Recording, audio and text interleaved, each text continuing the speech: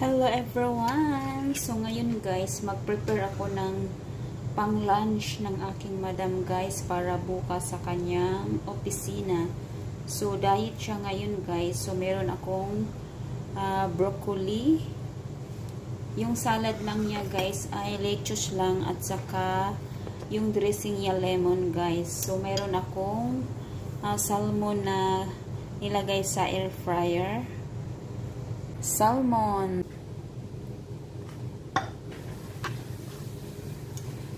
Lagay lang natin sa gilid itong broccoli.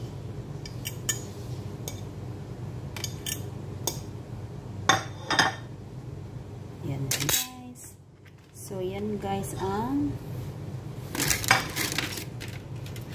salmon.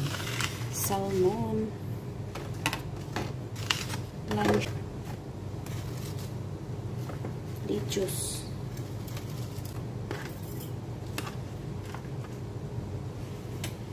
So yan guys, thank you for watching.